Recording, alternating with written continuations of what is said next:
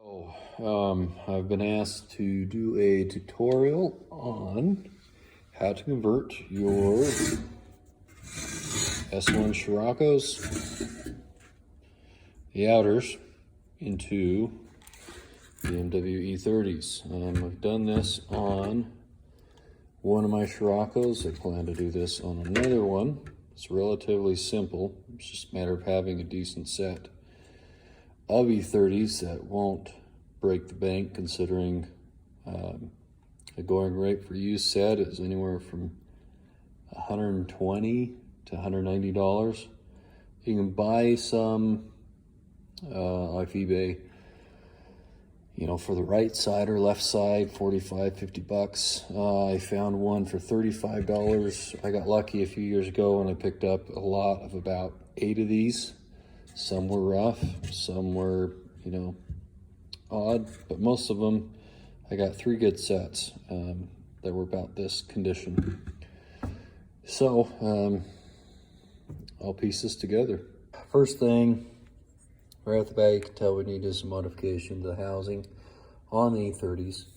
What we end up doing is taking grinders, sawzall, whatever you want to do to Dremel, take these tabs off, follow the contour of the housing, and then that way we'll be able to use the existing ring on the Scirocco headlights. All right, so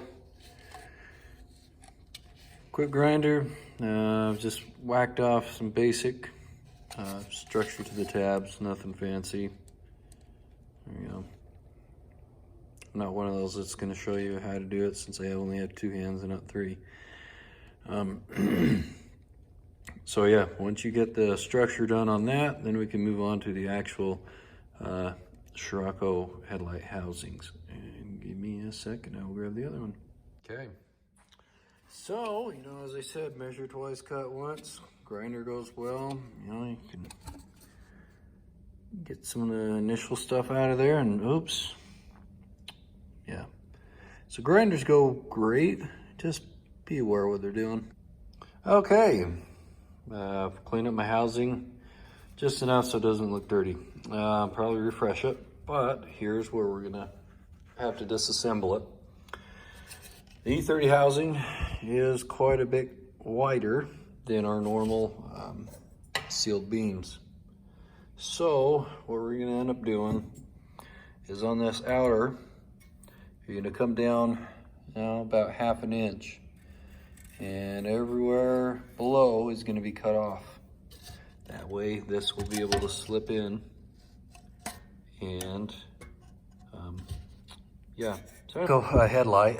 I've gone around, we're around here, all except for the screws. Now this is the hard part, but if you use, oops, put my hand there so you can see. If you use the 2 screws as holding points in your vise, you can actually come in on the inside with a 90-degree cutter and avoid those. Okay, now that you've done that, you should have yourself a little ring. Clean off the edges. Like I say, you should be able to have most of the headlight bucket removed, minus a little bit for the collar, and retain that. And then we use the actual Scirocco ring to clamp the 2 on top. So trim back there, this little tiny gap, took that off. So this is my first cut, second cut, and now third. So I'm gonna go ahead and trim this E30 housing so this metal ring will slip in nice.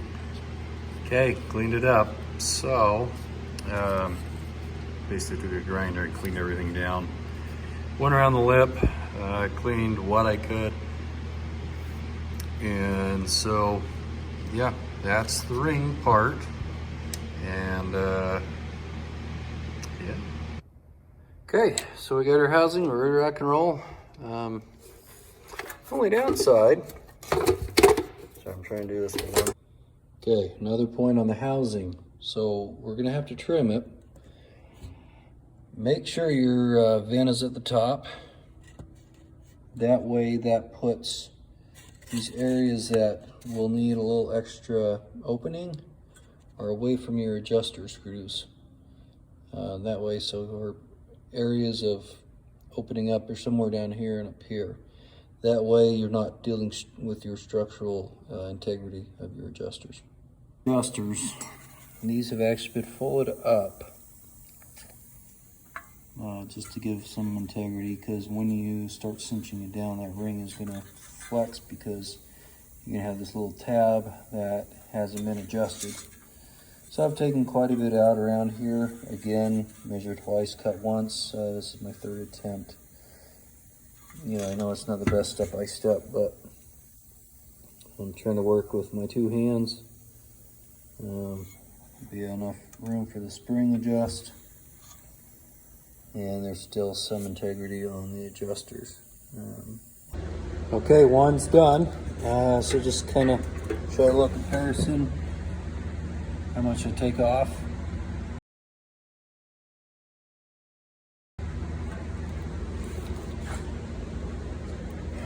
So one thing I like to do is just do one at a time. That way I have the original height that I can reference. And you know, so when the drill is placed, I can be relatively flat. Not adjust too much, but anyways, that's E30 swap. Don't have to do anything with the frame on the inside of the vehicle. Paint it, make it look pretty. I did these yellow, you can do that. This is going to go in my Rabbit, but that's kind of what you're going to see. If you have any questions, post them up. If you have any additional thoughts, put them in there so others can use it for future reference. And yep, anyways, hope this helps you, and talk to you later.